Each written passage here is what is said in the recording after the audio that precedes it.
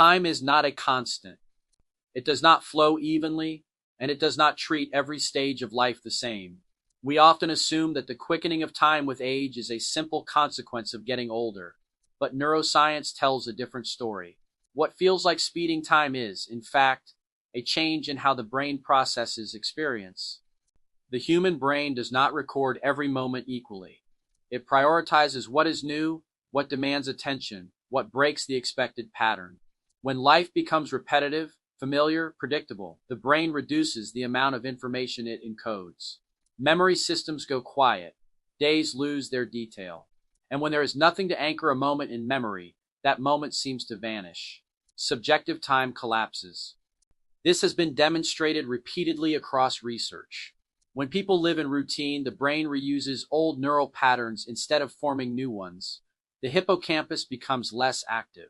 Attention narrows, sensory detail fades.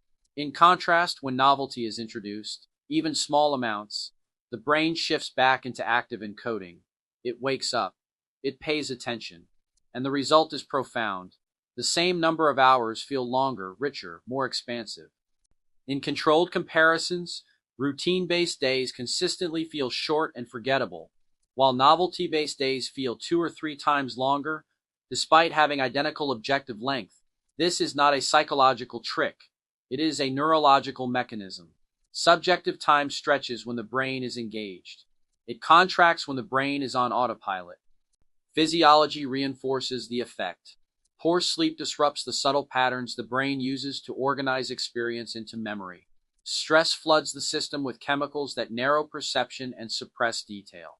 When the mind is exhausted, overwhelmed, or distracted, it simply cannot encode the world. And when the brain fails to encode, time loses its weight. This neurological reality is magnified dramatically in modern life. Today, the typical day is shaped less by genuine experience and more by repetition. The same notifications, the same media cycles, the same emotional patterns, the same scripts. The modern environment overwhelms people with information yet starves them of novelty. It bombards them with content yet robs them of presence. It fills the mind but empties the moment. The result is a quiet erosion of awareness. People move through their days under constant stimulation, but without meaningful engagement. The mind becomes occupied but not awakened. And this is the core of our modern drift, an abundance of input with a poverty of experience. This is the waterworld state, not named, not referenced, but felt everywhere. A life drowning in messaging, expectation, noise, and momentum. Days that look interchangeable. Patterns that repeat.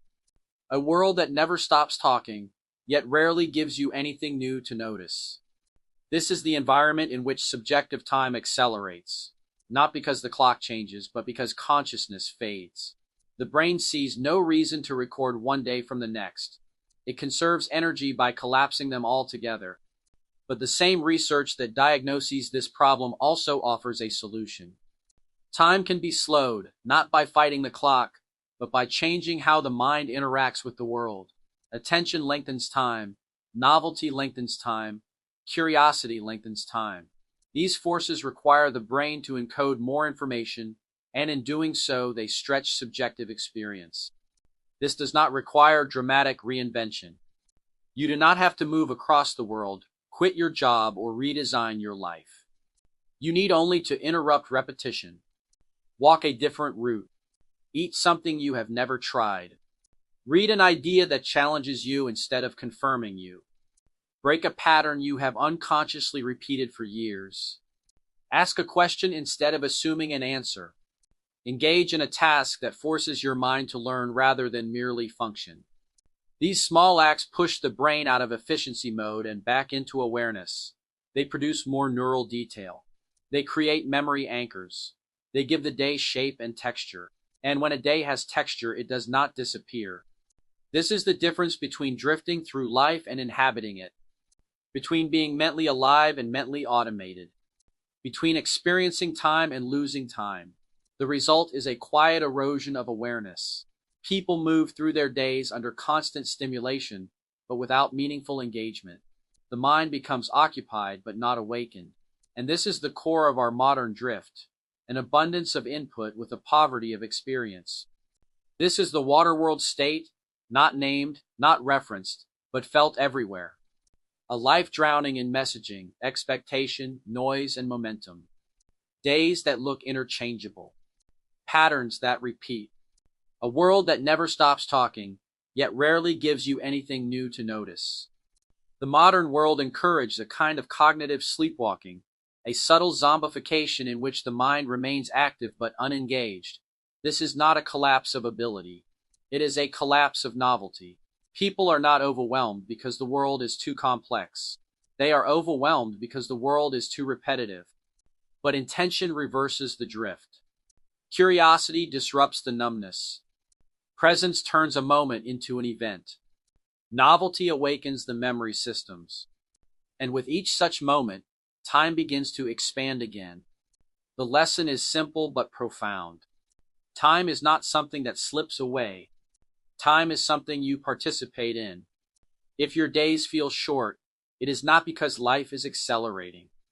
It is because the brain has stopped noticing them. When life becomes interesting again, time becomes long again. When life becomes meaningful again, time becomes memorable again. When life becomes conscious again, time becomes yours again. Subjective time stretches when the mind returns to awareness. It collapses only when awareness fades. Thank you for watching.